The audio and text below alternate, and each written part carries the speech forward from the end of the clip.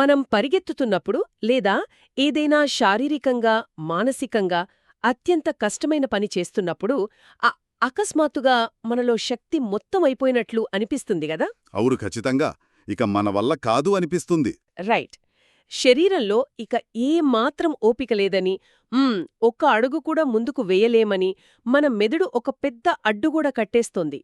ఆ క్షణంలో ఆగిపోవడమే అత్యంత సహజమైన ప్రతిస్పందన. కానీ సరిగ్గా ఆగిపోయిన ఆ క్షణంలో మానవులు తమ నిజమైన సామర్థ్యంలో కేవలం 40% మాత్రమే వాడారు అనే విషయం తెలుసుకుంటే ఆశ్చర్యంగా ఉంటుంది. నిజమే. ఇది మన రోజువారీ ఆలోచనా విధానాన్నే ప్రశ్నించేలా చేస్తుంది. ఎగ్జాక్ట్లీ. ఎందుకంటే మనకు అలసట అనిపించేది వాస్తవానికి ఒక భౌతిక పరిమితి కాదు, అదొక మానసికమైన భ్రమ మాత్రమే. అంటే ఆ మిగిలిన 60% సామర్థ్యం అనేది నొప్పి, క్రమశిక్షణ మరియు మానసిక దృఢత్వం అనే ఒక బలమైన తాళం వెనుక బంధించబడి ఉంటుంది. మనం సాధారణంగా అలసిపోయినప్పుడు ఆగిపోం. మన మెదడు ఒక రక్షణా యంత్రాంగాన్ని ఉపయోగించి మనం ప్రమాదంలో ఉన్నామని వెంటనే ఆగిపోవాలని ఒప్పిస్తుంది. అవును, కాబట్టే మనం ఆగిపోతాము. కరెక్ట్. కానీ ఆ స్వరాన్ని ఎదిరించి ముందుకు వెళ్ళగలిగినప్పుడు ఆ మానవ శరీరం సాధించగల విషయాలు ఊహకు కూడా అందవు. సో దీని గురించి మరింత విడమరిచి చూద్దాం. ఈరోజు ఈ లోతైన విశ్లేషణలో మనం డేవిడ్ గాగిన్స్ రాసిన క్యాంట్ హర్ట్ మీ అనే పుస్తకంలోని మూల విషయాలను పరిశీలించబోతున్నాం. ముందుగా ఒక విషయం స్పష్టం చెయ్యాలి. చెప్పండి. ఇది ఉదయాన్నే లేచి అద్దం ముందు నిలబడి అంత మంచే జరుగుతుంది, సంతోషంగా ఉందాం అని చెప్పుకునే సాధారణ పాజిటివ్ థింకింగ్ గురించి చెప్పే పుస్తకం ఏమాత్రం కాదు. అవును, బేసిక్గా ఇది చాలా భిన్నమైనది. ఇది కఠినమైన నిజాయితీ, భరించలేని నొప్పి, మరియు మనకు ఉన్నాయని కూడా తెలియని పరిమితులను దాటి ముందుకు వెళ్లడం గురించిన ఒక వాస్తవిక కఠోరమైన చర్చ. సాకులు చెప్పడం మానేసి మానవతాళం వెనుక ఉన్న ఆ పూర్తి సామర్థ్యాన్ని ఎలా బయటకు తీయాలి అనేది అర్థం చేసుకోవడమే ఈరోజు మన లక్ష్యం. రైట్. ఇక్కడ గమనించాల్సిన విషయం ఏమిటంటే, ఇది కేవలం ఒక వ్యక్తి సాధించిన అసాధారణ విజయాల కథ మాత్రమే కాదు. అవును. సమాజంలో ప్రతి ఒక్కరూ తమ దైనందిన జీవితాల్లో తమ సామర్థ్యాన్ని ఎలా తక్కువ అంచనా వేసుకుంటారు, ఎలా తమకు తామే అదృశ్య సంకెళ్లు వేసుకుంటారు అనేదానికి ఇదొక మంచి ఉదాహరణ.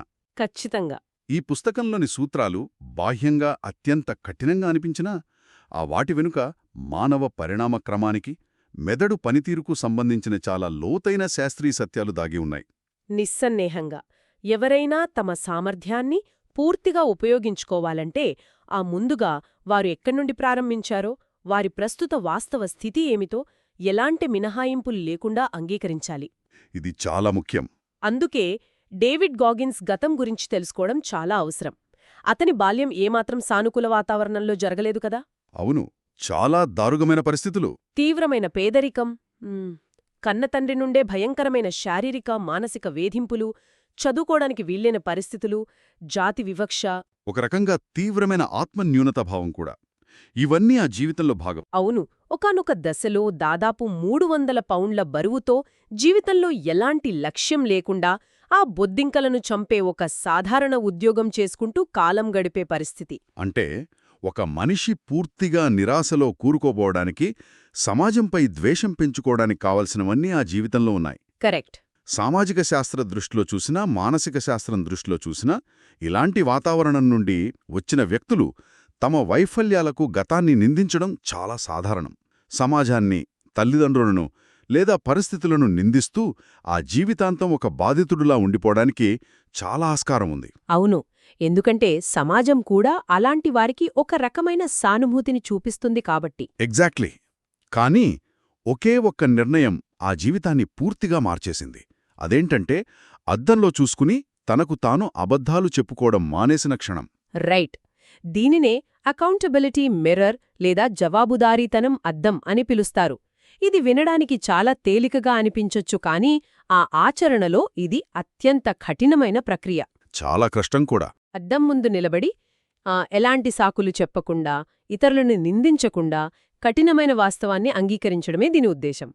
అంటే నేను లావుగా ఉన్నాను, నేను బద్ధకస్తుడిని, నేను నా జీవితాన్ని నాశనం చేసుకుంటున్నాను అని ఎవరికీ వారే నిజాలు చెప్పుకోవడం. అవును, ఇది ఎవరికి వారే ఫేస్ చేయాల్సిన రియాలిటీ. నాకు ఇదొక ఆర్థిక ఆడిట్ లాగా అనిపిస్తోంది.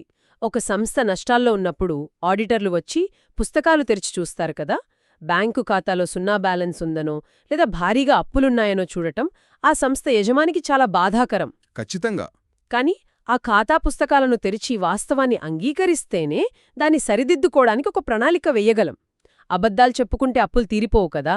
ఇక్కడ నాకు సందేహం, అసలు మనకు మనం ఈ అబద్ధాలు చెప్పుకోవడం ఎందుకు అంత అలవాటుగా మారుతుందంటారు? బేసిక్గా ఈ అబద్ధాలు చెప్పుకోవడం అనేది మానవ మెదడు ఏర్పాటు చేసుకున్న ఒక రక్షణ కవచం. మనస్తత్వశాస్త్రంలో దీని కాగ్నిటివ్ డిసానెన్స్ నుండి తప్పించుకునే ప్రయత్నంగా చెబుతారు. ఓ, కాగ్నిటివ్ డిసానెన్స్ అంటే వాస్తవానికి మన నమ్మకాలకు మధ్య ఉండే వైరుధ్యం కదా? అవును. నిజం ఎప్పుడూ చాలా తీవ్రమైన అసౌకర్యాన్ని కలిగిస్తుంది. మన వైఫల్యాలకు మనమే కారణం అని అంగీకరిస్తే మనం వెంటనే ఏదో ఒక చర్య తీసుకోవాలి, కష్టపడాలి, మన అలవాట్లను మార్చుకోవాలి. అది చాలా కష్టమైన పని. అది మెదడుకు అస్సలిష్టముండదు. అందుకే అబద్ధం ఒక తాత్కాలిక ఉపశమనాన్ని ఇస్తుంది. నాకు సమయం లేదు, నాకు సరైన అవకాశాలు రాలేదు, నాకు కుటుంబ బాధ్యతలెక్కువ లాంటి సాకులు మనల్ని మనం సమర్థించుకోవడానికి అద్భుతంగా ఉపయోగపడతాయి. రైట్. కానీ సాకులు అంతమైన చోటే ఎదుగుదల ప్రారంభమవుతుంది. అద్దం ముందు నిలబడి నిజాయితీగా మన లోపాలను ఒప్పుకున్నప్పుడే ఆ మానసిక అసౌకర్యం మనల్ని బలవంతంగా ఒక మార్పు వైపు నెడుతుంది. ఆ వాస్తవాన్ని అంగీకరించడం ఎంత కష్టమో అర్థమవుతోంది.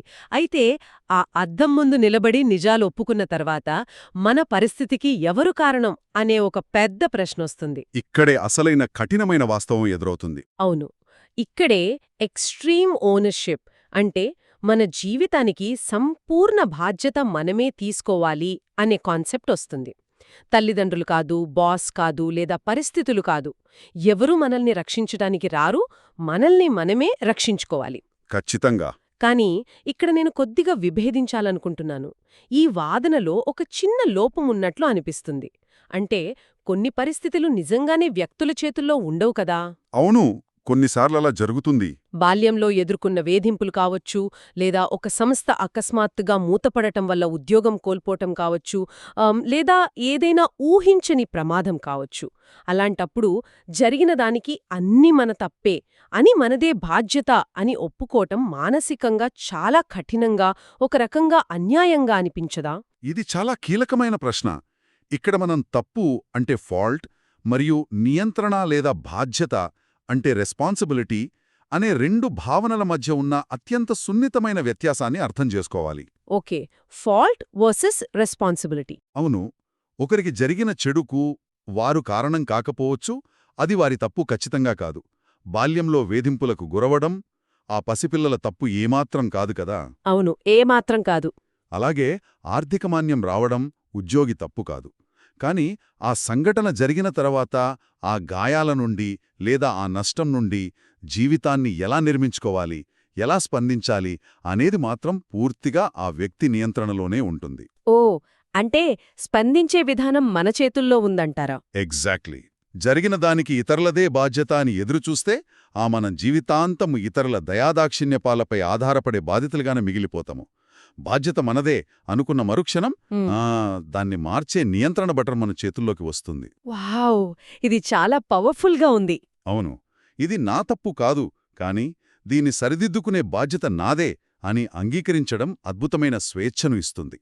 ఇది మొదట్లో కఠినంగానే ఉంటుంది, కాని ఈ మనస్తత్వం మాత్రమే మనిషిని నిస్సహాయత నుండి బయటపడేస్తుంది. అంటే ఆ పరిస్థితుల వల్ల కింద పడటమనేది మన చేతుల్లో లేకపోయినా అక్కడే పడి ఉండాలా, లేదా తిరిగి లేవాలా, ఆ తర్వాత వేసే ప్రతి అడుగు ఎటువైపు ఉండాలి అనేది మాత్రం మన చేతుల్లోనే ఉంటుంది. 100% మన చేతుల్లోనే ఉంటుంది. రైట్. ఈ సంపూర్ణ బాధ్యత తీసుకోవడమనే పునాది పడిన తర్వాత ఆ ప్రతికూల పరిస్థితుల నుండి బయటపడడానికి తీవ్రమైన ప్రయత్నం మొదలవుతుంది. ఆ ప్రయాణంలో మనం శారీరకంగా లేదా మానసికంగా తీవ్రంగా అలసిపోయినప్పుడు ఈ 40% నియమం అంటే ది 40% రూల్ అనేది రంగంలోకి వస్తుంది. అవును, ఇక్కడే అసలు కథ మొదలవుతుంది. మన మనస్సు ఇక నా వల్ల కాదు అని చెప్పినప్పుడు ఆ మనం మన అసలు సామర్థ్యంలో కేవలం 40% మాత్రమే చేరుకున్నామని అర్థం. మిగిలిన 60% అనేది అకారణంగా రాదు కదా. అది నొప్పి మరియు క్రమశిక్షణ ద్వారా మాత్రమే బయటకు వస్తుంది. ఖచ్చితంగా. ఇది నాకు మన స్మార్ట్ఫోన్ బ్యాటరీని గుర్తుచేస్తోంది. మన ఫోన్ బ్యాటరీ 1%కి వచ్చి ఆ తర్వాత 0% అని చూపించి స్విచ్ ఆఫ్ అయిపోతుంది కదా, మనం బ్యాటరీ మొత్తం అయిపోయిందనే అనుకుంటాం. అవును, డిశ్చార్జ్ అయిపోయింది అనుకుంటావు. కానీ నిజానికి ఆ ఫోన్ లోపల ఎమర్జెన్సీ సిస్టమ్స్ నడవడానికి, అంతర్గత మెమరీ డేటాను కాపాడుకోవడానికి కొంత రిజర్వ్ బ్యాటరీ దాగి ఉంటుంది. 100% ఎప్పటికీ డ్రైన్ అవ్వదు. మానవ శరీరం కూడా సరిగ్గా అంతే అనిపిస్తుంది. శరీరం నిజంగా అలసిపోకముందే మనసు బ్యాటరీ అయిపోయింది అనే సిగ్నల్ ఇచ్చి ఆపేస్తుంది. శారీరక అలసట కంటే ఆ మానసిక అలసటే ఎప్పుడు ముందస్తుగా వస్తుందన్నమాట. స్మార్ట్ ఫోన్ బ్యాటరీ ఉపమానం ఇక్కడ ఖచ్చితంగా సరిపోతుంది. దీని వెనుక ఉన్న ఖచ్చితమైన శాస్త్రీయ కారణాన్ని మనం అర్థం చేసుకోవాలి. క్రీడా విజ్ఞాన శాస్త్రంలో దీన్ని సెంట్రల్ గవర్నర్ థియరీ అని అంటారు. సెంట్రల్ గవర్నర్ థియరీ వినడానికి ఆసక్తికరంగా ఉంది. ఈ సిద్ధాంతం ప్రకారం మెదడు ఎప్పుడూ మనల్ని సురక్షితంగా ఒక స్థిరమైన స్థితిలో, అంటే హోమియోస్టాసిస్లో ఉంచడానికి ప్రయత్నిస్తుంది. ఇది మానవ పరిణామక్రమంలో వేల సంవత్సరాల క్రితం ఏర్పడిన లక్షణం. అంటే మనల్ని మనం కాపాడుకునే సహజ లక్షణమన్నమాట. అవును. అడవుల్లో వేటాడే కాలంలో శరీరం పూర్తిగా అలసిపోతే అడవి జంతువుల బారిన పడే ప్రమాదం ఉంటుంది కదా. అందుకే శరీరంలోని గ్లూకోజ్, ఆక్సిజన్ లేదా కండరాల ఉష్ణోగ్రతలో కొద్దిపాటి మార్పు రాగానే ఇక ఆపేద్దాం, లేదంటే ప్రమాదం అని మెదడు ఒక నొప్పిని లేదా అలసటను సృష్టిస్తుంది. ఓ, అంటే మెదడు మనల్ని ఆపడానికి అదొక ట్రిక్ ప్లే చేస్తుందన్నమాట. యా, వాస్తవానికి కండరాల్లో ఇంకా చాలా శక్తి మిగిలి ఉంటుంది. కాని మెదడు కండరులకు వెళ్లే విద్యుత్ సంకేతాలను ఆపేస్తుంది. ఆ 40% దగ్గర మెదడు చేసే మోసాన్ని గ్రహించి ఆ స్వరాన్ని తిరిగి ప్రోగ్రామ్ చేయగలిగినప్పుడు మాత్రమే ఆ మిగిలిన 60% సామర్థ్యం బయటకొస్తుంది. అద్భుతం! పదుల సంఖ్యలో అల్ట్రామారథాన్లు పరిగెత్తడం, అత్యంత కఠినమైన నావీసీల్ శిక్షణ పూర్తి చేయడం లాంటివి గాగిన్స్కి సాధ్యమైనది ఈ పరిమితిని అర్థం చేసుకోవడం వల్లే. నిజమే. ఈ సిద్ధాంతం కేవలం క్రీడాకారులకు, అథ్లీట్లకు మాత్రమే కాకుండా మన సాధారణ దైనందిన జీవితాలకు ఎలా వర్తిస్తుందో చూస్తే ఇంకా ఆశ్చర్యంగా ఉంటుంది. ఖచ్చితంగా ప్రతి ఒక్కరికి ఇది వర్తిస్తుంది. మనమెప్పుడూ పర్వతాలెక్కాల్సిన అవసరం లేదు. ఒక సాధారణ మంగళవారం మధ్యాహ్నం ఆఫీస్లో కూర్చొని ఒక కష్టమైన ప్రాజెక్ట్ మీద పనిచేస్తున్నప్పుడు కూడా అకస్మాత్తుగా మెంటల్గా బ్లాక్ అయిపోయాను, నా వల్ల కావడం లేదు అనిపిస్తుంది. అవును, చాలా మందికి అలా అనిపిస్తుంది. నిజానికి అప్పటికి మనం శరీరంగా ఏమీ కష్టపడకపోయినా ఆ మనస్సు ఆ పనిలో ఉన్న మానసిక ఒత్తిడిని భౌతిక ప్రమాదంగా భావించి మనల్ని ఆపేస్తుందన్నమాట. అయితే ఇక్కడే ఒక సవాల్ వస్తోంది. చెప్పండి. ఆ 40% దగ్గర ఆగిపోకూడదు, మిగిలిన సామర్థ్యాన్ని బయటకి తీయాలి అని తెలుసుకున్నాం. కాని ఆ కష్ట సమయంలో, ఆ అసౌకర్యంతో అల్లాడిపోతున్నప్పుడు మెదడుకు సర్ది చెప్పి ఎలా ముందుకు తీసుకెళ్లాలి? ఆ గవర్నర్ను దాటి వెళ్లడానికి, మెదడును నియంత్రించడానికి కొన్ని నిర్దిష్టమైన మానసిక సాధనాలవసరం. అందులో అత్యంత ముఖ్యమైనది మనసును రాటుదేలేలా చేయడం. దీనినే క్యాలసింగ్ ద మైండ్ అంటారు. క్యాలసింగ్ ద మైండ్ అంటే చేతులకు కాయలుగాసినట్లుగానా? అవును. మనకు తెలుసు, మనం జిమ్లో ఇనుప బరువులు ఎత్తుతున్నప్పుడు లేదా చేతులతో కాయకష్టం చేస్తున్నప్పుడు చర్మం రాపిడికి గురై కాయలు కాస్తుంది. అవును, కాయలు కాస్తాయి. ఆ కాయలు ఆ ప్రదేశంలో చర్మాన్ని మరింత కఠినంగా మారుస్తాయి కదా. భవిష్యత్తులో అలాంటి పనులు చేసినప్పుడు నొప్పి తెలియకుండా ఒక కవచంలా పనిచేస్తాయి. కరెక్ట్. మనసు కూడా సరిగ్గా అలాగే పనిచేస్తుంది. సౌకర్యం మనిషిని ఎప్పుడూ బలహీనపరుస్తుంది. ఆ కష్టమైన పనులను ఇష్టపడి చేయడం మనిషిని మానసికంగా శక్తిమంతుడిని చేస్తుంది. అంటే ఉద్దేశపూర్వకంగా కష్టపడాలన్నమాట. ఈ మనస్సును రాటుదేలేలా చేయడమనే ప్రక్రియ వెనుక ఆ మెదడులో భౌతికంగా ఏం జరుగుతుంది? దీని వెనుక ఉన్న సైన్స్ ఏమిటి? మెదడులోని నరాల అనుసంధానాలను మార్చే ఈ ప్రక్రియను న్యూరోప్లాసిసిటీ అంటారు. ఓకే, న్యూరోప్లాసిసిటీ. అవును. మనం ఉద్దేశపూర్వకంగా కష్టమైన, అసౌకర్యమైన పనులు చేసిన ప్రతిసారి, అంటే ఉదాహరణకు తెల్లవారుజామున చలిలో నిద్రలేచి వ్యాయామం చేయడం, భయపెట్టే ఒక కొత్త నైపుణ్యాన్ని నేర్చుకోవడం, లేదా మనకు అస్సలు ఇష్టం లేని ఒక పనిని క్రమశిక్షణతో పూర్తి చేయడం. ఇవన్నీ సాధారణంగా ఎవరూ ఇష్టపడరు కదా? అవును. కానీ ఇలాంటివి చేసినప్పుడు మన మెదడులోని న్యూరల్ నెట్వర్కులు ఆ ఒత్తిడికి మెల్లగా అలవాటు పడతాయి. ఆ నరాల మార్గాల చుట్టూ ఉండే మైలిన్ షీత్ అనే పొర మరింత మందంగా మారుతుంది. అంటే మెదడు భౌతికంగానే మారుతుందన్నమాట. ఎగ్జాక్ట్లీ. దీనివల్ల భవిష్యత్తులో ఒత్తిడి లేదా భయం ఎదురైనప్పుడు మెదడు పానిక్ అవ్వదు. ఆ అసౌకర్యం దానికి సుపరిచితమైన వాతావరణంలా అనిపిస్తుంది. అందుకే ప్రతిరోజూ మనకి ఇష్టం లేని ఒక చిన్న పనైనా చెయ్యాలి. అప్పుడే మనసు క్రమంగా రాటుదేలుతుంది. చాలా బాగుంది. ఈ రాటుదేలడం అనేది దీర్ఘకాలిక ప్రక్రియ కదా. కాని ఏదైనా పనిచేస్తున్నప్పుడు అప్పటికప్పుడు మనసులో భయం పుట్టి అంతా వదిలేయాలి అనిపించే ఆ తీవ్రమైన క్షణాల్లో ఏం చెయ్యాలి? దానికి ఒక పద్ధతుంది. మనం సాధారణంగా మన వైఫల్యాలనే ఎక్కువగా నెమరువేసుకుంటాం కాని మనం సాధించిన విజయాలను సులభంగా మర్చిపోతాం.